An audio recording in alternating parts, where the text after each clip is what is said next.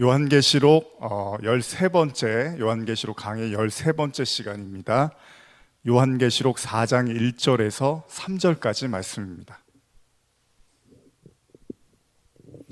요한계시록 강의 13번째 시간, 요한계시록 4장 1절에서 3절. 지난주에 나눴던 말씀 저희가 다 나누질 못해서 오늘 마저 나누고 그리고 나서 4절로 시간이 되면 넘어가려고 합니다. 우리 다시 한번 4장 1절과 3절까지의 말씀을 같이 읽겠습니다. 이 일 후에 내가 보니 하늘에 열린 문이 있는데 내가 들은 바 처음에 내게 말하던 나팔 소리와 같은 그 음성이 이르되 이리로 올라오라. 이후에 마땅히 일어날 일들을 내가 내게 보이리라 하시더라. 내가 곧 성령에 감동되었더니 보라, 하늘에 보좌를 베풀었고 그 보좌 위에 앉으신 이가 있는데 앉으신 이의 모양이 벽옥과 홍보석 같고 또 무지개가 있어 보좌에 둘렸는데 그 모양이 녹보석 같더라. 지난 시간에 저희가 2주 전이었죠. 이 말씀을 같이 나눴는데 여러분들이 이미 인터넷으로도 제가 설교를 올려놨는데 3절의 말씀을 가지고 저희가 말씀을 좀 깊이 나눴죠. 하나님의 그 보좌의 모습을 요한이 이렇게 기록을 하고 있는데 하나님의 보좌를 보니까 그 보좌에 벽옥과 홍보석 같은 앉으신 이의 모양이 그렇다라고 기록을 하고 또 한 가지는 그 보좌에 무지개가 있었다 그러죠. 무지개가 그 보좌를 둘러싸여 있었고 그 모양이 녹보석 같더라. 이런. 근데 이 말씀들을 저희가 지난주에 나누면서 가장 그 무지개에 대한 언급을 가장 많이 나왔던 창세기 9장의 말씀을 가지고 저희가 무지개에 대한 말씀을 나눴죠. 하나님께서 노아의 방주 사건 이후에 무지개를 보여주십니다. 무지개를 보여주신 이유는 더 이상 이 땅에 심판을 하지 않겠다라는, 더 이상 그 노아의 가족들에게 그리고 노아에게 말씀하십니다. 더 이상은 이제 심판은 다 지나갔다라는 의미에서 하나님께서 노아에게 무지개를 보여주시죠. 그러나 그 무지개를 보여주셨던 하나님은 그냥 처음부터 노아에게 방주를 다 만들었으니까 무지개를 보여주신 게 아니었죠. 이미 그 물로 된, 그러니까 하늘에 그 물이 열리고 아래의 물이 터져 나오면서 이 물로 세상의 심판이 다 이루어지고 난 다음에 무지개로 하나님이 그 노아에게 말씀하셨던 거죠. 그러니까 무지개라는 것은 그 보여지는 모습은 매우 아름답지만 결국은 그 심판, 하나님의 심판이 다 지나가고 나서 마지막에 노아가 확인했던 것이죠. 결과적으로는 이 땅에 있는 모든 성도들은 그 하나님의 심판으로부터 다 모두가 그 심판을 거치게 되지만 결국은 그 안에 그리스도를 담은 자들, 그 안에 하나님의 성전된 자들, 성령이 함께 하시는 자들은 결국은 그 심판을 이겨내게 될 것이고 그 심판을 이겨냄을 통해서 더 이상 하나님이 나를 심판하지 않고 영원히 구원하신다는 사실을 깨닫게 된다는 것이죠. 이게 지난주에 나눴던 내용의 짧은 요약이었습니다. 그러나 무지개에 대한 말씀은 저희가 다 나누지 못해서 오늘 계속해서 말씀을 좀 나누려고 하는데요. 무지개에 대한 언급이 또 나타난 것이 에스겔서 1장 28절입니다. 제가 한번 읽어드릴게요. 그 사방 광채의 모양은 비 오는 날 구름에 있는 무지개 같으니 이는 여호와의 영광의 형상의 모양이라. 내가 보고 엎드려 말씀하시는 이의 음성을 들으니라. 여기 에스겔서 1장 28절에 보면 지금 무지개에 대한 언급을 하고 있는데 여기서 무지개를 또 뭐라고 이야기하냐면 여호와의 영광의 형상의 모양, 이렇게 기록을 하고 있습니다. 그러면서 좀 구체적으로 비 오는 날 구름에 있는 무지개, 비가 오는 날 구름이 있고요, 거기에 무지개가 있는데 그 무지개가 여호와 형상의 모양이래요. 여러분, 사실 우리가 신앙생활을 한다는 것은 결국 하나님께 나아가는 거잖아요. 그거 하나님과 영원히 동행하고 하나님과 영원한 복락을 누리는 건데, 그런 의미에서 본다면 하나님의 형체에 대한 묘사는 굉장히 중요한 거죠. 성경에서 하나님에 대한 묘사를 하고 있다는 것은 아마 모든 그리스도인들이 아주 주목해서 봐야 되는 그런 말씀일 겁니다. 그런 말씀이 지금 하나님의 형상이 비 오는 날 구름에 있는 무지개로 지금 이야기를 하고 있습니다.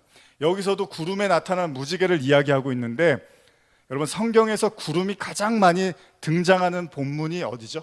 혹시 아시나요? 성경에서 구름에 대한 이야기를 많이 하죠. 어디서 많이 하냐면 이스라엘 백성들이 광야 생활을 할 때 하나님이 구름 기둥과 불 기둥으로 인도하셨다 그러죠. 그래서 우리가 알고 있는 것처럼 이스라엘 백성들이 구름 기둥과 불 기둥이라고 이야기할 때 구름 기둥 하면 우리가 뭐라고 생각하죠? 결국 구름이나 불 기둥이나 이스라엘 백성과 하나님이 함께 하셨다라는 이야기로 우리가 이해를 하고 있으니까 이때 사용되는 구름도 하나님의 임재라고 볼 수 있는 거죠. 그런데 우리가 비를 생각하면 구름에서 비가 떨어지잖아요. 그냥 마른 하늘에 비가 내리는 경우는 없습니다. 구름이 모여서 비가 이렇게 내린단 말이에요. 그러면 하나님께서 말씀을, 우리가 만나라고도 하는 그 하늘의 양식을 이렇게 만나를 떨어뜨려 주듯이 사실 비도 성령이라든지 말씀의 의미를 갖고 있단 말이에요. 그러니까 그 구름이라는 것은 결국 비를 떨어뜨리게 하는 거니까 그 구름은 뭐가 있는 거죠? 말씀을 머금고 있는 거잖아요. 그러니까 그 구름 기둥과 불 기둥으로 인도하셨다는 것은 어떤 의미에서는 하나님의 말씀을 머금은 그 구름이 이스라엘 백성들을 쫓고 있었으니까, 따라다녔으니까 결국 하나님이 말씀으로 그들을 인도하셨다. 다 똑같은 얘기죠. 만나를 주셨던 것도 그렇고 하나님이 그렇게 구름 기둥으로, 또 생수, 하나님이 물을 또 이렇게 생수를 주시기도 하잖아요. 다 똑같은 얘기입니다. 진리, 말씀, 성령, 이런 내용들을 담고 있었다라는 거죠. 자, 출애굽기 24장 15절에서 18절 보면 이제 구름에 대한 이야기가 나오는데요. 한번 혹시 성경 우리 있으신 분들 같이 찾아볼까요? 출애굽기 24장 15절에서 18절입니다. 천천히 읽겠습니다. 출애굽기 24장 15절에서 18절입니다. 시작. 모세가 산에 오르매 구름이 산을 가리며 여호와의 영광이 시내산 위에 머무르고 구름이 엿새 동안 산을 가리더니 일곱째 날에 여호와께서 구름 가운데서 모세를 부르시니라. 산 위에 여호와의 영광이 이스라엘 자손의 눈에 맹렬한 불같이 보였고 모세는 구름 속으로 들어가서 산 위에 올랐으며 모세가 40일 40야를 산에 있으리라. 여러분들이 잘 아시는 시내산, 모세가 하나님을 만나기 위해서 산에 올라간 이야기를 하고 있습니다. 모세는 엿새 동안에 산을 가리던 구름 가운데 거하다가 일곱째 날에 하나님의 음성을 듣게 됩니다. 그런데 여기서 특이한 사실이 한 가지 있는데요. 지금 읽으신 17절의 내용을 보면 산 위에 여호와의 영광이 임했는데 그게 이스라엘 자손들에게는 어떻게 보였냐면 맹렬한 불같이 보였다는 거예요. 자, 우리가 잘 알고 있는 것처럼 하나님께서는 시내산에 누구만 올라오라고 하죠? 모세만 올라오라고 말씀을 하십니다. 출애굽기 24장 1절 2절 제가 읽어드릴게요. 또 모세에게 이르시되 너는 아론과 나답과 아비후와 이스라엘 장로 70명과 함께 여호와께로 올라와서 멀리 경배하고 너 모세만 여호와께 가까이 나아오고 그들은 가까이 나오지 말며 백성은 너와 함께 올라오지 말지니라, 이렇게 말씀을 하십니다. 결국 하나님께서 하나님의 임재 속에서 설 수 있는 사람을 한 사람으로 제안하죠. 그게 모세였습니다. 왜냐하면 다른 백성들이 하나님 앞에 오면 어떻게 한다 그러죠? 그들이 죽게 될 거라고 이야기를 하셨어요. 그러니까 그들의 눈에 하나님은 맹렬히 타는 불, 즉 두려움과 심판의 하나님으로 비춰져 있기 때문에 하나님이 임하시면 그들은 죽게 될 수밖에 없는 그 두려움의 하나님으로 이해하고 있었던 거죠. 다시 말하면 아직 그들은 하나님을 볼 만한 준비가 되어 있지 않았다는 거죠. 출애굽기 19장 20절에서 22절을 보면요, 제가 읽어드릴게요. 여호와께서 시내산 곧 그 산 꼭대기에 강림하시고 모세를 그리로 부르시니 모세가 올라가매 여호와께서 모세에게 이르시되 내려가서 백성을 경고하라. 백성이 밀고 들어와 나 여호와께로 와서 보려고 하다가 많이 죽을까 하노라. 또 여호와에게 가까이 하는 제사장들에게 그 몸을 성결히 하게 하라. 나 여호와가 그들을 칠까 하노라. 깨끗하지 않은 자들은 하나님이 다 심판해 버리겠다고 하니까 결국 하나님이 모세만 부른 것은 모세 외에는 다른 사람들은 다 심판의 대상으로 하나님이 지금 말씀하고 계시다는 거예요. 결국 그러면 하나님을 볼 수 있는 자는 어떤 자다? 정결한 자라는 거죠. 그래서 모세를 하나님이 정결한 자로 지금 부르고 계시는 겁니다. 그렇지 않으면 다른 사람들은 다 심판을 당하게 된다는 거예요. 그러니까 요한이 지금 하나님의 그 보좌에 앉으신 이의 모양을 볼 때 지금 아까 지지난주에 말씀 나눴는데 정결을 상징하는, 그러니까 깨끗함을 상징하는 벽옷과 하나님의 진노를 상징하는 홍보석으로 이렇게 표현하고 있는 게 여러분들이 조금 더 이해가 쉽다는 거예요. 그러니까 정결한 자에게는 하나님의 그 성결한 은혜, 하나님의 그 거룩한 은혜가 나타나지만 정결하지 않은 자에게는 하나님의 진노와 하나님의 심판이 그에게 임한다는 거죠. 자, 그러면 쉽게 생각해 보면 그럼 누가 하나님을 볼 수 있냐는 거예요. 그걸 다른 표현으로 뭐라고 하죠? 누가 하나님의 산에 오를 수 있느냐? 모세가 지금 신의 산에 오른 것처럼 하나님의 산에 오른다는 것은 하나님을 만난다는 의미니까요. 그래서 시편 24편 3절 4절을 보면 이런 구절이 있죠. 여호와의 산에 오를 자가 누구며 그의 거룩한 곳에 설 자가 누구인가? 곧 손이 깨끗하며 마음이 청결하며 뜻을 허탄한 데 두지 아니하며 거짓 맹세치 아니하는 자로다. 제가 지금 드렸던 말씀을 다 이렇게 그냥 하나로 정리를 하면 하나님을 볼 수 있는 사람은 깨끗한 자만 가능하다는 거죠. 정결하고 청결하고 그걸 성결이라고 하고 거룩이라고 하니까 결과적으로는 하나님의 보호자가 의미하는 것은 깨끗하지 아니한 자는 진노의 심판을 맛보게 된다는 거예요. 그래서 거룩과 심판이 그 보좌의 모양으로 지금 요한이 의미를 설명하고 있는 겁니다. 근데 예수님도 이 말씀을 하셨어요. 예수님이 하나님을 볼 수 있다라고 이야기를 하시면서 하신 말씀이 뭐였냐면 마태복음 5장 8절이었죠.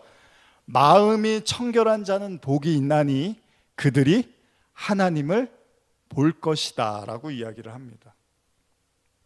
그러니까 누가 거룩한 하나님의 그 지성소, 그러니까 하나님을 볼 수 있는 그 비밀스럽고 깊고도 깊은 그 장소에 들어갈 수 있느냐라고 했을 때 구약의 율법을 보면 오직 대제사장만이 그것도 1년에 한 번만 가능했습니다. 그때가 대속죄일이었습니다. 한 해 동안에 지었던 모든 죄를 온전히 사함받는 날, 그날 대제사장이 그곳에 들어갈 수 있었습니다. 그런데 오늘날 우리는 어떻죠? 우리는 어떻게 용서함을 받죠? 마찬가지입니다. 우리는 회개를 하고 그리스도의 물과 피, 그러니까 말씀과 성령으로 그 구원의 용서에 참여하게 됩니다. 그러니까 우리가 그렇게 온전히 하나님 앞에 용서를 구하고 회개를 하게 되면 하나님의 임재가 우리에게 심판이 아니라 우리를 더 이상 멸하시지 않는 무지개로 우리에게 나타난다는 거예요. 이걸 하나님의 영광이라고 하는 겁니다. 그러니까 노아의 방주는 신의 산의 내용처럼 결국 하나님의 임재 가운데 회개치 않은 어떤 이들은 심판을 받지만 하나님의 은혜를 입은 자들은 그 회개를 통해서 살아난다는 아주 단순한 의미를 우리가 알고 있죠. 그래서 여러분 요한계시록 우리가 지금까지 쭉 나누면서 3장까지 나누면서 계속 7교회에 대한 말씀 그리고 회개에 대한 말씀을 보았는데 제가 지지난주에도 말씀을 드렸습니다. 계속 회개하라 회개하라 회개하라의 이 말씀을 통해서 온전한 회개가 하나님 앞에 이루어졌을 때 요한계시록 4장으로 넘어가면서 하늘 문이 열리고 하나님의 보좌가 나타나는 거죠. 드디어 요한이 하나님의 보좌, 하나님의 얼굴, 하나님의 임재를 보게 된다는 거예요. 그러면서 우리가 계시록에 읽었던 말씀이 계시록 3장 19절 이하인데요. 무릇 내가 사랑하는 자를 책망하여 징계하노니 그러므로 열심을 내라 회개하라. 볼지어다 내가 문 밖에 서서 두드리노니 누구든지 내 음성을 듣고 문을 열면 내가 그에게로 들어가 그와 더불어 먹고 그는 나와 더불어 먹으리라. 이기는 그에게는 내가 내 보좌에 함께 앉게 하여 주기를 내가 이기고 아버지의 보좌에 함께 앉은 것 같이 하리라. 여기 지금 다 나오죠. 이기는 자에게 하나님이 어떻게 하냐면 그 마음의 문을 열면 내가 그에게로 들어가고 그리고 더불어 먹고 마신다고 하고요. 그 다음에 이기는 그에게 내가 내 보좌에 함께 앉게 하고 그리고 아버지의 보좌에 앉은 것 같이 그렇게 하겠다고 말씀을 하십니다. 자, 우리가 이렇게 나눴던 말씀을 우리가 이렇게 이해할 수 있는 거예요. 모세가 시내산에서 6일을 구름 가운데 있습니다. 그러다가 7일째 하나님의 음성을 듣습니다. 마찬가지입니다.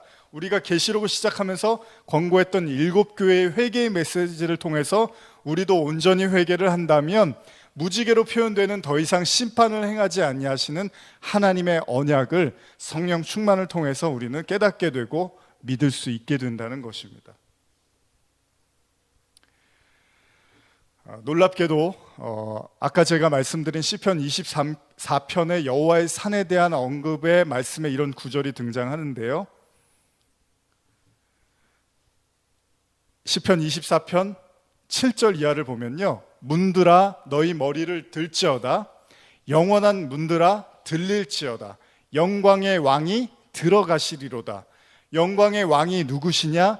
강하고 능한 여호와시요 전쟁에 능한 여호와시로다. 문들아 너희 머리를 들지어다, 영원한 문들아 들릴지어다, 영광의 왕이 들어가시리로다. 영광의 왕이 누구시냐? 만군의 여호와께서 곧 영광의 왕이시로다. 근데 이 말씀이요, 여러분, 아까 제가 읽어드린 여호와의 산에 오를 자가 누구며 라고 시작했던 그 말씀의 중반부 이후에 나오는 말씀입니다. 문들아 너희 머리를 들고 하나님이 그리로 들어가시겠다는 거예요. 그러면서 영광의 왕이 누구냐? 여호와다 라고 이야기를 하고 있습니다. 계속 반복하고 있습니다. 영광의 왕이 누구냐? 여호와 하나님이시다 라고 말씀을 하세요. 그런데 지금 이 말씀이 제가 방금 읽어드렸던 계시록 3장 20절 이하에도 똑같이 나오는 거예요. 볼지어다 내가 문 밖에 서서 두드리노니 누구든지 내 음성을 듣고 문을 열면 내가 그에게로 들어가 그와 더불어 먹고 그는 나와 더불어 먹으리라. 이기는 그에게는 내가 내 보좌에 함께 앉게 하여 주기를 내가 이기고 아버지의 보좌에 함께 앉을 것과 같이 하리라. 내용이 같죠? 비슷하죠? 무슨 말씀입니까? 결국 성도는 환난과 고통과 이 어려움을 통해서 회개를 하게 되고 그 회개를 통해서 하나님이 온전히 내 안에 임재하시게 된다는 거예요. 근데 그 하나님이 임재했을 때 하나님의 보좌가, 하나님의 그 나라가, 하나님의 그 성전이 우리 안에 임재하게 되면 그 자체가 이제 하나님의 무지개 언약을 내포하고 있는 거니까 그들이 바로 심판으로부터 벗어난 자들이 된다는 거죠. 제가 지지난주에도 말씀을 드렸던 것처럼 무지개라는 단어는 고대인들에게 화살을 장전하여 쏘는 활로도 의미를 하고 있습니다. 화살. 그러니까 제가 그 성경 사전을 한번 찾아서 여러분께 읽어드리겠습니다. 하늘에 이 활을 거둬둔 것은 하나님의 진노가 풀어졌다는 것이다. 즉 가견적 증거이다. 하나님이 평화롭게 자기의 활을 걸어두신다. 여기에서 중요한 개념은 하나님의 활이 구름 속에 있다는 것, 즉 평화가 있을 것이라는 의미를 나타낸다. 이같이 본다면 본문은 분명히 무지개를 하나님의 언약의 표시, 즉 하나님께서 그의 백성에게 자비하시며 또 계속 그같이 자비로우실 것이라면 언약의 표로 여기고 있다. 이렇게 기록이 되어 있습니다. 그래서 계시록 4장 3절에 무지개 모양을 에메랄드에 비유를 했던 게 에메랄드의 어원을 보면 녹색이라는 뜻을 의미하고 있어요. 녹색을 띠는 돌의 의미를 가지고 있는데, 그러면 여러분 녹색이라는 것이 물론 성경에 좋게도 쓰이고 뭐 나쁘게도 쓰이는 거 여러 가지 형태로 쓰이지만 우리가 잘 아는 시편 23편에 보면 푸른 초장 쉴 만한 물가라고 했을 때 그 푸른 초장, 그 초장에는 하나님 그 목자 되신 아버지와 이렇게 함께하는 거잖아요. 그러니까 이게 무슨 말씀이냐면 결국 그 무지개가 무지개가 에메랄드 같다라고 녹보석 같다고 이야기한 것은 이제 하나님과 완전히 평화로운 관계를 갖게 됐다라는 거죠. 그러니까 더 이상 하나님을 봐도 죽지 않는, 심판받지 않는 상태에 완전히 그 요한이 그 하나님의 보좌를 통해서 우리에게 나타내주고 있다는 것입니다. 자, 우리 이제 계시록 계속해서 4장 4절 말씀을 함께 보겠습니다. 계시록 4장 4절입니다. 시작. 또 보좌에 둘려 24 보좌들이 있고 그 보좌들 위에 24 장로들이 흰 옷을 입어 머리에 금관을 쓰고 앉았더라. 자, 오늘 이제 4장 4절 통해서 24 장로들에 대한 이야기를 여러분들께 해드리려고 합니다. 여기 보면은 24 보좌들이 있고 그 보좌들 위에 24 장로들이 흰 옷을 입고 머리에 금관을 쓰고 있다라고 기록이 되어 있습니다. 성경은 계속해서 하나님의 주위에 뭐가 있냐면 24개의 보좌가 있다고 합니다. 그리고 그 보좌 위에는 24 장로들이 앉아 있다고 기록을 하고 있는데요. 이 24 장로, 오늘은 이 24 장로에 대한 말씀을 좀 드리고자 합니다. 계시록 4장 10절에 보면요, 24 장로들이 보좌에 앉으신 이 앞에 엎드려 세세토록 살아계시는 이에게 경배하고 자기의 관을 보좌 앞에 드리며 이르되, 이게 장로들에 대한 내용들이 계시록에 나타난 걸 제가 읽어드리는 겁니다. 계시록 5장 8절에도 보면 그 두루마리를 취하심에 네 생물과 24 장로들이 그 어린 양 앞에 엎드려 각각 검은고와 향이 가득한 금 대접을 가졌으니 이 향은 성도들의 기도라. 또 계시록 11장 16절에도요, 하나님 앞에서 자기 보좌에 앉아있던 24 장로가 엎드려 얼굴을 땅에 대고 하나님께 경배하여, 그리고 계시록 19장 4절, 또 24 장로와 네 생물이 엎드려 보좌에 앉으신 하나님께 경배하여 이르되 아멘 할렐루야 하니. 24 장로에 대한 언급이 나오잖아요. 이들의 특징은 계시록에 등장하는 모든 구절 속에서 24 장로들은 다 뭘 하고 있냐면요, 하나님을 경배하고 있고 엎드리고 있고 하나님을 영광을 돌리는 그런 존재로 나타나고 있습니다. 24 장로가 뭘까요, 여러분? 24 장로에 대한 견해들이 많이 있습니다. 그래서 제가 주석을 보니까 어떤 사람은 구약의 12족장과 신약의 12사도가 합해서 24 장로로 지금 묘사하고 있다, 이렇게도 기록을 하고 있고요.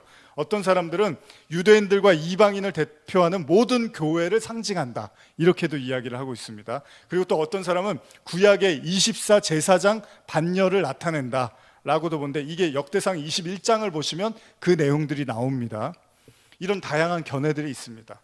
그런데 단지 여러 사실을 종합해 볼 때 하나님과 어린 양을 섬기며 찬양하는 일에 종사하는 영적인 존재로 보는 것이 이제 주석의 견해입니다. 그러니까 뭐라고 하나로 한정 짓기는 좀 어렵고, 24 장로는 그냥 하나님을 찬양하는 어떤 영적인 존재일 거야라고 이야기를 하는 거죠. 그러나 여기에 좀 덧붙이는 얘기가 뭐냐면, 24라는 숫자가 성경 전체에서 흐르는 하나님의 그 완전성과 통치를 가지고 있으니까 12의 곱절로서 하나님의 완전한 통치, 그러니까 다른 건 몰라도 이 24 장로는 완전히 하나님의 통치 가운데 있는 자들로 지금 묘사를 하고 있습니다.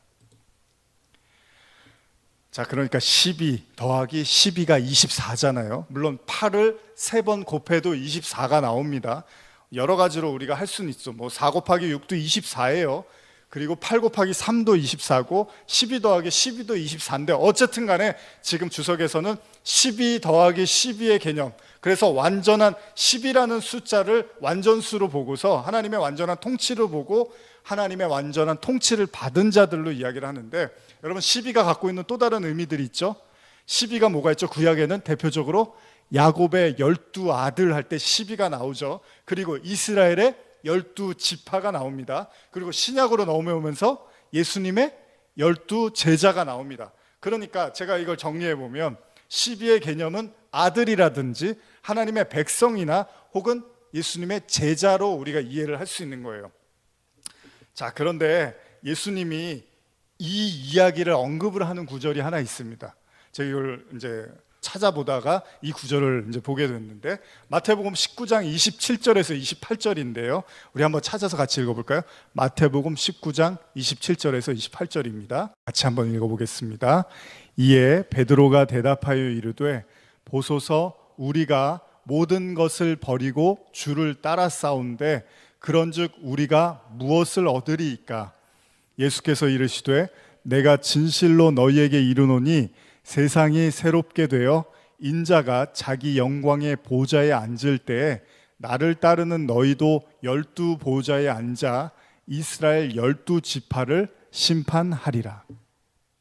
지금 예수님이 보좌에 대한 언급을 하시는 구절인데요, 많지 않습니다. 이런 구절이 흔하지 않습니다. 예수님이 이렇게 지금 제자들에게 말씀을 하시는데 매우 구체적으로 묘사를 하십니다. 그것도 세상이 새롭게 될 때, 그러니까 인자가 자기 영광의 보좌에 앉을 때 예수님을 따르는 제자들도 12 보좌에 앉아 이스라엘 12 지파를 심판하게 될 것이야 라고 그렇게 말씀을 하십니다.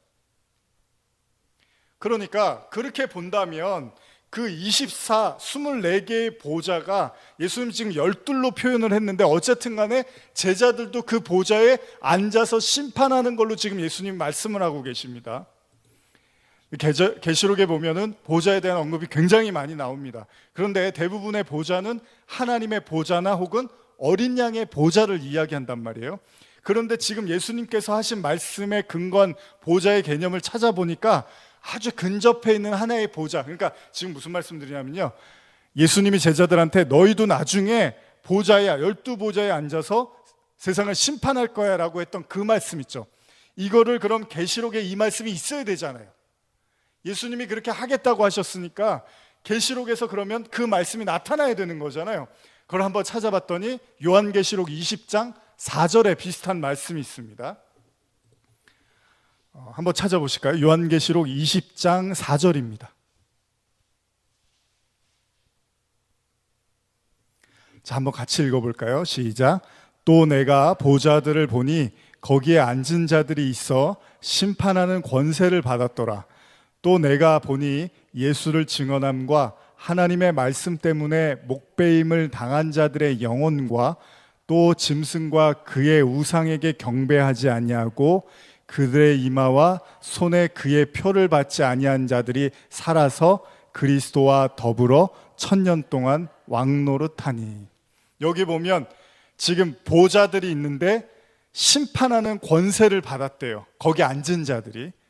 그러니까 예수님이 아까 새로운 세상이 됐을 때 보좌에 앉아서 너희가 심판할 거야 라고 했던 그 내용과 매우 흡사한 구절입니다. 그런데 그 보좌에 앉은 자들이 어떤 자들이냐 하면 예수를 증언함으로 말미암아 하나님의 말씀 때문에 목이 베인 자들, 그리고 짐승과 그의 우상에게 경배하지 아니하고 그들의 이마와 그들의 손에 표를 받지 아니한 자들이 그 보좌에 앉아 있더라는 거예요.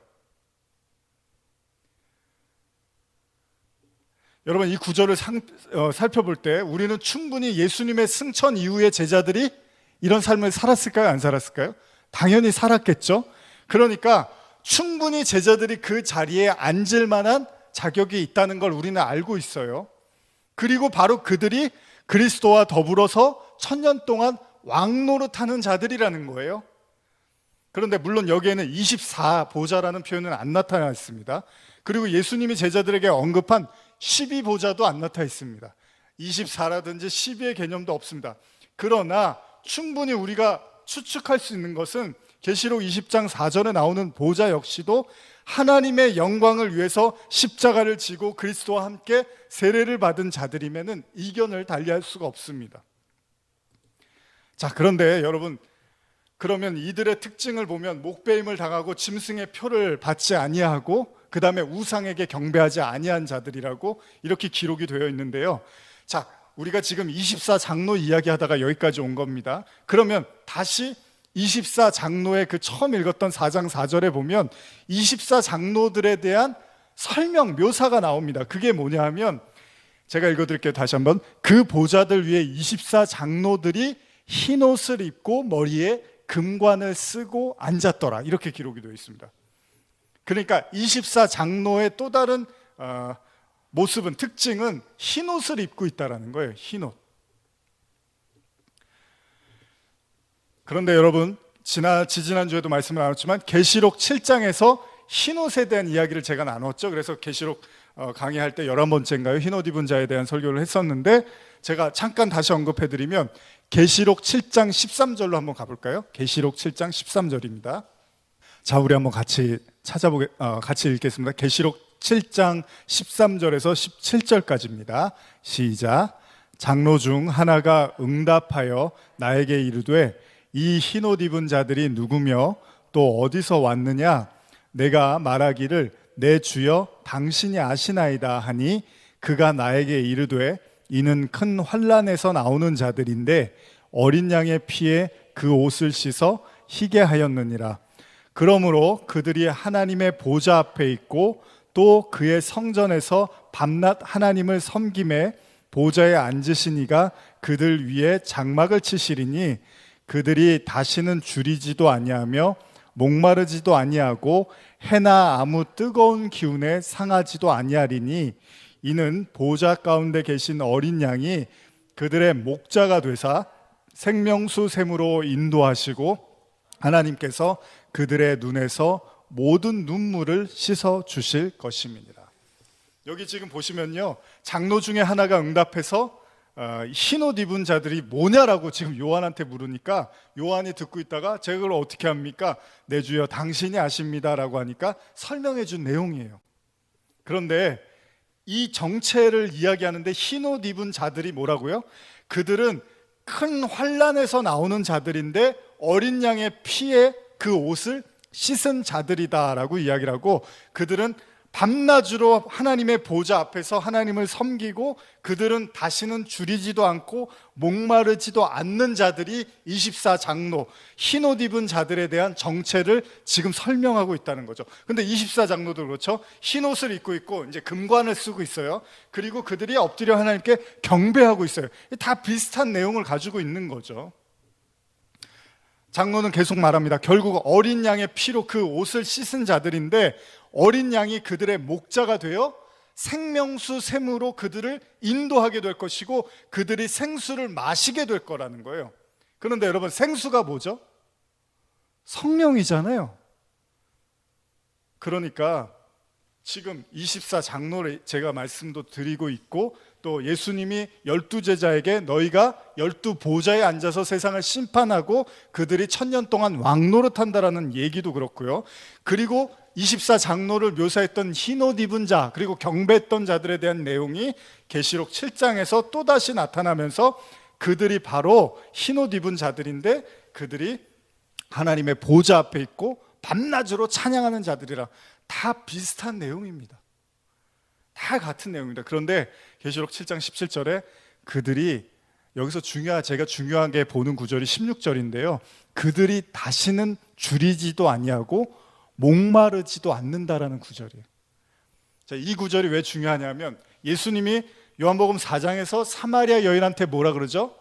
내가 생수를 줄 수 있는데 그 생수를 마시면 영원히 목마르지 아니하는 그 생수를 내가 줄 수 있어라고 말씀을 하시죠. 그런데 계시록 7장 17절에도 그 목자 되신 어린 양이 그들을 생명수 샘으로 인도해서 모든 눈물을 씻어준다는 거예요. 왜요? 생명수 샘에서 어떻게 모든 눈물을 씻어줘요? 결국 그 생수, 그 성령을 통해서 모든 우리의 아픔과 고통과 우리의 모든 환난과 우리의 모든 죽음과 저주와 이 사망을 다 씻겨내서 흰옷으로 만들어버린다는 거잖아요.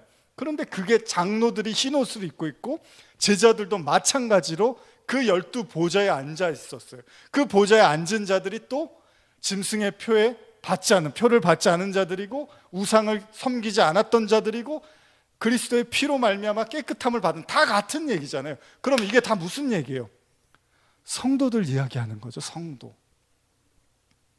24장로라고 해서 다른 물론 영적인 주석에서 말한 어떤 영적인 뭔가 특별한 실체가 있겠다라고 이해할 수도 있지만, 여러분 아까도 제가 지금 다 찾아드릴 수가 없지만 요한계시록 3장이나 2장이나 내용들 보면 이기는 자에게 다 하나님이 보좌에 앉게 해주고 이기는 자에게 면류관 주고 이기는 자에게 흰돌 주고, 다 그거 누구한테 하는 얘기죠?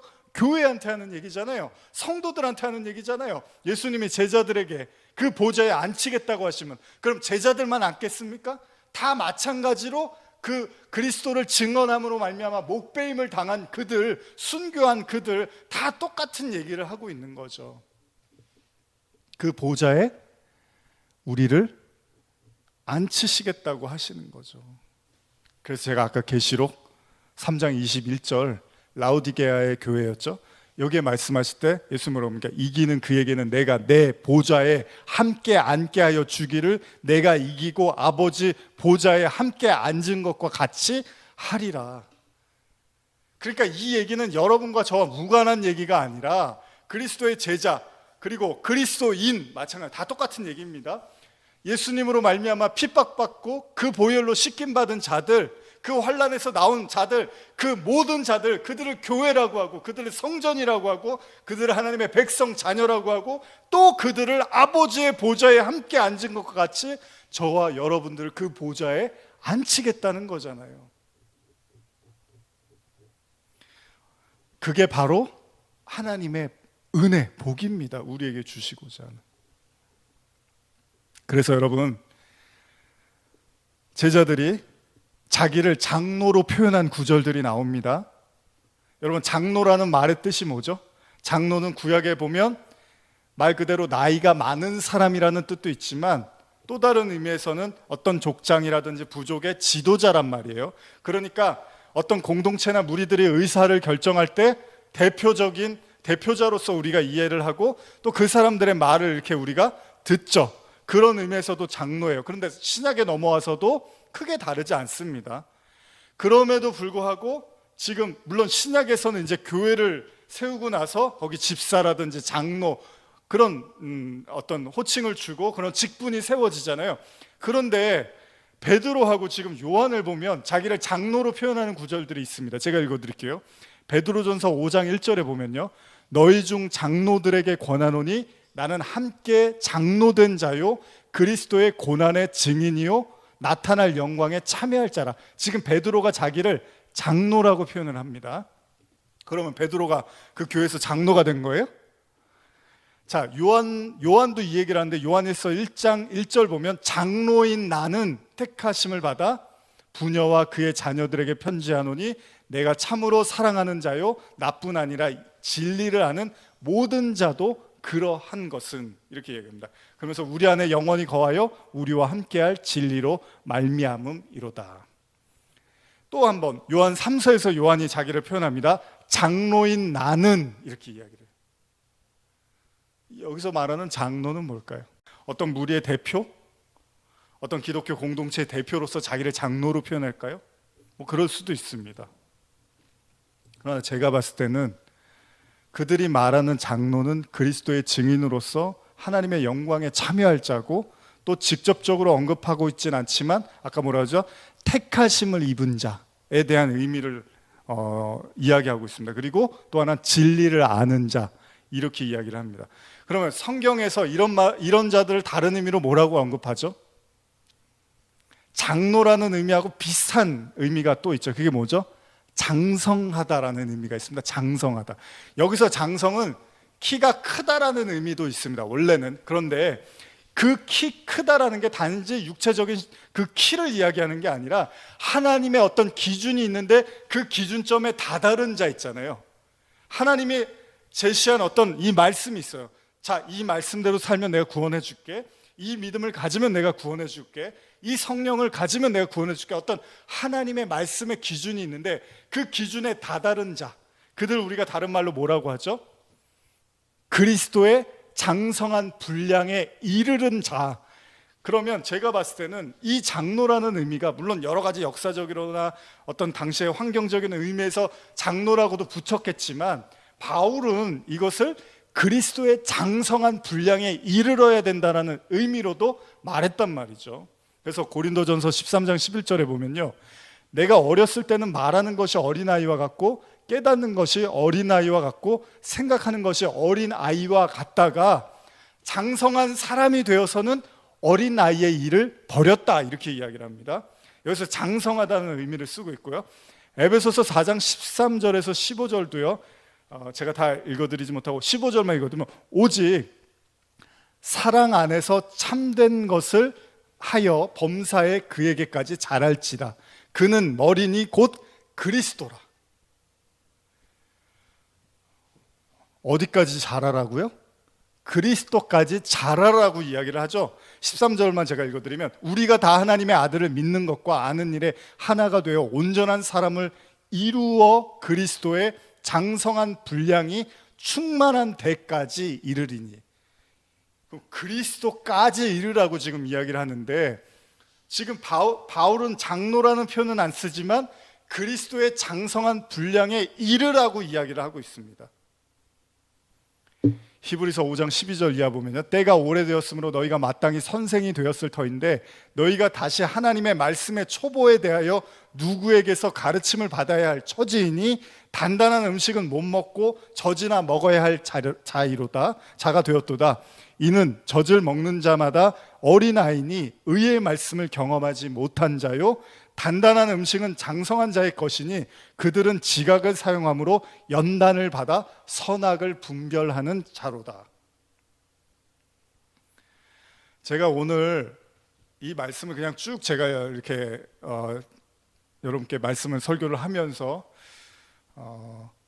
사실 여기 수요일마다 이렇게 예배를 드리시는 분들이 있잖아요. 그래서 제가 구체적인 뭐 어떤 다른 이야기를 하지 않고 그냥 말씀만 집중해서 지금 계속 말씀을 드렸었는데, 오늘날의 많은 크리스찬들을 우리가 생각해 볼 필요가 있습니다.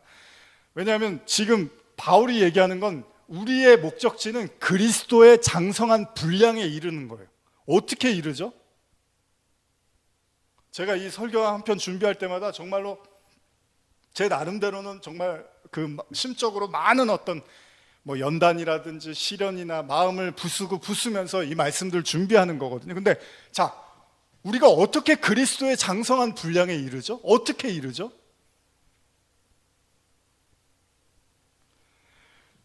어떻게 우리가 하나님의 말씀을 통해서 그리스도의 장성한 분량에 이르죠? 하나님의 말씀이 떨어지고 우리가 그 말씀을 먹잖아요. 그 말씀이 우리에게 어떤 일들을 하죠? 우리의 육을 쳐내는 거죠.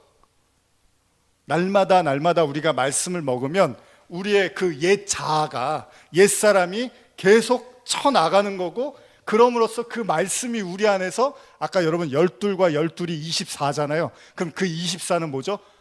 우리가 뭐 그게 12제자고 12아들이고 뭐 백성이고 다 좋습니다. 그런데 그 24를 가장 정확하게 표현하는 건 하나님의 완벽한 통치를 받는다라는 거예요. 하나님의 완벽한 통치를 지금 우리가 받고 있나요? 아니요, 못 받고 있어요. 왜요?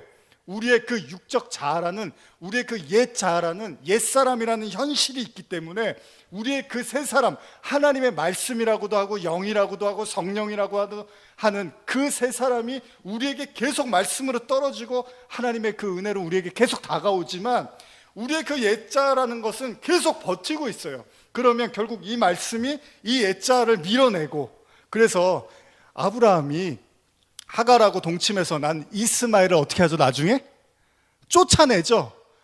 그리고 나서 이삭을 이제 하나님 앞에 번제, 그 이삭도 하나님께 번제로 드립니다. 다 그 옛사람, 그 새사람, 그것도 다 내려놓고 결국 뭘로 완성하는 거예요? 제사, 하나님의 어린 양으로 완성하는 거죠. 이해하셨죠? 그 자기의 믿음 없음으로 통해서 난 그 하갈의 그 이스마엘도 버려버리고, 그 하나님의 말씀으로 낳지만 그 이삭도 자기의 더 이상 우상이 될 수는 없는 거예요. 그 이삭도 내려놓고 결국은 하나님이 제사를 드리라고 하니까 그냥 바쳐요. 그랬는데 뭘로 완성하죠? 하나님이 준비한 어린 양으로 완성해요. 이게 그리스도의 장성한 분량에 이르게 되는 거죠. 그때 하나님 뭐라 그럽니까? 이제 네 믿음을 알았어. 너는 내가 진짜 네가 나를 경외하는 줄을 안다. 근데 24 장로가 뭘 하죠? 하나님 앞에 완전히 엎드려져서 하나님을 경배하죠. 부복한다고 해요. 그건 무슨 얘기냐면 나라는 존재는 완전히 사라지고 하나님만 그냥 존재하는 거예요. 그 상태, 그걸 24 완전한 통치의 상태로 이야기를 하는 거죠. 엄청난 하나님의 그 보좌에 대한 이야기를 우리가 하고 있잖아요. 그런데 오늘 히브리서 말씀처럼 사람들은 단단한 음식을 먹고 싶지 않아요. 부드러운 음식, 그냥 죽 이런 것만 먹고 싶어요. 그래서 그냥 어린아이에 그냥 머물러 있고 싶어 한다는 거죠, 이 세상은. 근데 장성하기 위해서는 어떻게 해야 되죠? 그 옛사람인 옛 자아가 계속 밀려나가고 그 하나님의 말씀이 나를 지배하는 이 과정을 매일마다 겪는 거예요, 우리는. 근데 이 싸움을 아예 그냥 딱 놔버리고 사람들은 관심도 없고 포기해버린다고요. 제가 지난번에 말씀드렸지만 그래서 방주에 아무도 안 타는 거예요, 여러분.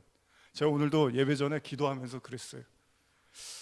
그래, 방주 안에 탄 사람이 없어요, 노아 가족밖에는. 무섭지 않습니까? 한 사람도 안 타요, 한 사람도. 그러니까 오늘날 여러분도 저도 마찬가지지만 하나님이 우리에게 신앙을 가르쳐주고 말씀을 가르쳐주는 건 어쩌면 여러분과 저를 구원하시기 위한 걸지도 몰라요. 우리는 우리를 통해서 누군가 구원받기를 원하고 내가 전도하고 싶고 그들이 하나님의 말씀을 듣기를 원하는 간절한 마음이 있잖아요. 그래서 우리 나름대로는 열심히 기도하고 애쓰고 노력을 하지만 실상 하나님은 어쩌면 우리를 하나를 구원하기 위한 그 여정 속에서 우리를 인도하고 계시는지도 몰라요. 근데 그게 구원이니까 하나님이 노아에게 그렇게 120년 동안 얼마나 외롭고 쓸쓸했겠습니까? 그러나 노아만큼은 완벽하게 구원하시잖아요. 여러분들도 혹시나 이 어떤 하나님의 말씀을 통해서 그 예수라는 길 위에서 우리가 걸어가는 거잖아요. 왜냐하면 그분이 길이고 진리고 생명이니까 그분의 길을 우리가 걷고 있는데 참 외롭기도 하고 참 아쉽기도 하고 안타까운 마음, 여러 마음이 있으실 겁니다. 그런데 분명한 건 여러분과 제가 그 그리스도라는 반석 위의 길을 걷고 있으면 여러분들만큼은 하나님이 반드시 구원해 내실 거예요. 그리고 나아가서 우리를 통해서 누군가 구원받기를 원하는 마음이 있으니까 하나님은 그건 또 하나님이 하시는 일이겠죠. 우리는 그리스도의 장성한 분량에 이르게 되는 그 길의 선자들입니다. 그리고 그걸 베드로는 장로라고, 요한은 장로라고 표현했는지도 모른다는 거예요. 하나님의 완전한 통치, 정말로 말 그대로 나는 죽고 그리스도만 산 그 상태, 그들이 바로 하나님의 보좌에 앉아서 하나님과 더불어 먹고 마시며 왕노릇하는 자들, 그게 교회고 성도라는 것을 하나님이 계시록에서 이렇게 자세하고 구체적으로 우리에게 말씀해 주고 계시다는 거죠. 하나님의 완벽한 통치는 우리 자아의 완전한 실패를 의미합니다. 그러나 제가 분명히 말씀드리지만 너무 아파하지 마시고 너무 힘들어하지도 마십시오. 왜냐하면 어차피 헌 집이 무너지면 새 집이 들어옵니다. 그냥 그 과정, 그 기로에 서 있는 것 뿐입니다. 수술해서 아프다고 수술 안 하지는 않잖아요. 내가 병에 걸려서 수술을 하면 낫는데 그 수술이 너무 아파서 수술 안 하는 사람은 없잖아요. 그렇죠? 이게 나는 병이면 어떤 고통을 감수하고라도 수술을 하죠. 왜요? 나는 걸 아니까. 그렇게 하면 난다는 걸 아니까. 24장로는 우리에게 흰 옷을 입고 금관을 쓴, 이거 다 하나님이 교회들에게 말씀하신 거예요. 이기는 자들에게 주겠다고 하신 것들이에요. 여러분, 계시록 3장까지의 모든 이기는 자들의 말씀은 다 여러분과 저의 것인 거예요. 여러분들이 그리스도만 붙잡고 있으면 다 누리게 되는 복들이에요. 계시록이 무서운 말씀이 많고 심판과 두려움에 사실 아무 의미도 없습니다. 그리스도가 내 안에 계시면 그까짓 게 무슨 의미가 있겠습니까? 이사야 66장 1절에 이렇게 기록되어 있습니다. 여호와께서 이와 같이 말씀하시되 하늘은 나의 보좌요 땅은 나의 발판이니 너희가 나를 위하여 무슨 집을 지으랴 내가 안식할 처소가 어디랴. 여러분, 인간의 땅이요 하나님의 발판이라는 사실을 깨달아야지 우리는 하늘의 보좌를 향해서 비로소 엎드리게 되는 거죠. 그래서 엘리야가 비가 오기를 막 기도하잖아요. 아합왕하고 그 엘리야 이야기 아시죠? 여기 보면 엘리야가 이제 갈멜산 꼭대기에 가서 당시에 이스라엘에 비가 내리지 않으니까 어떻게 하죠? 기도를 하는데 여기 참 표현이 재밌습니다. 열왕기상 18장 42절인데 아합이 먹고 마시러 올라가니라 엘리야가 갈멜산 꼭대기로 올라가서 땅에 꿇어 엎드려 그의 얼굴을 무릎 사이에 넣고 그의 사환에게 이르되 올라가 바다 쪽을 바라보라. 그가 올라가 바라보고 말하되 아무것도 없나이다. 이르되 일곱 번까지 다시 가라. 일곱 번째 이르러서는 그가 말하되 바다에서 사람의 손바닥만한 작은 구름이 일어나나이다. 이르되 올라가 아합에게 말하기를 비에 막히지 아니하도록 마차를 갖추고 내려가소서 하니라. 조금 후에 구름과 바람이 일어나서 하늘이 캄캄해지며 큰 비가 내리는지라. 아까 하나님의 보좌를 어떻게 얘기했죠? 에스겔서에서 구름 가운데 비가 내리고 그 가운데 있는 무지개로 설명을 하죠. 지금 엘리야가 그 모습을 보여주는 거예요. 엘리야가 어떻게 기도해요? 머리가 바닥에 그냥 완전히 처박힐 정도로 엎드려서 기도를 하니까 하늘에서 구름이 몰려오고 비가 내리더라는 거예요. 근데 그 비가 나쁜 비입니까? 심판의 비가 아니라 기근과 메마름과 목마름을 해갈시켜주는 은혜의 단비가 내리더라는 거예요. 그러니까 똑같은 말씀입니다. 저와 여러분들도 마찬가지예요. 우리는 너무나 기고만장해요. 우리의 옛사람은, 우리는 선악과를 먹은 죄인이니까. 그러나 우리의 옛사람이 하나님의 말씀이라는 그 말씀의 일곱의 말씀에 지배를 받으면서 결국 7번 가라고 하잖아요. 엘리야도 그 일곱의 말씀에 지배를 받자 우리가 완전히 땅에 부복하더라는 거예요. 그런데 그때 하늘에서 구름이 몰려오고 비가 내려서 완전히 은혜로 뒤덮어지더라는 것입니다. 이게 바울이 말한 나는 죽고 그리스도가 살았다라는 이 얘기입니다. 그래서 그걸 뭐라고 하죠? 바울이 새로운 피조물이 되었다라고 하는 거죠. 보라, 새 것이 되었도다. 오늘 십자가의 말씀을 통해서 그 길을 걸어가는 저와 여러분들에게 준비하신 하늘의 보좌, 이 보좌에 우리는 하나님과 영원히 그 평온 가운데, 그 평강 가운데 우리는 하나님과 그 복을 누릴 겁니다. 하나님이 너무 좋으셔서 하나님하고 영원히 함께하고 싶어서 우리가 교회도 하는 거고 예배도 드리는 거고 이 모든 게 다 하나님 때문에 하는 거잖아요. 그 복을 여러분과 제가 누릴 수 있을 것을 확신합니다. 기도하시겠습니다. 하나님 아버지, 요한이 보좌를 보고 그 보좌의 아름다움을 계시록을 통해서 말씀하고 있습니다. 그런데 주님이 우리 안에 계시다고 말씀하십니다. 우리의 마음의 성전에 그 아버지의 보좌로 임하신다고 말씀하십니다.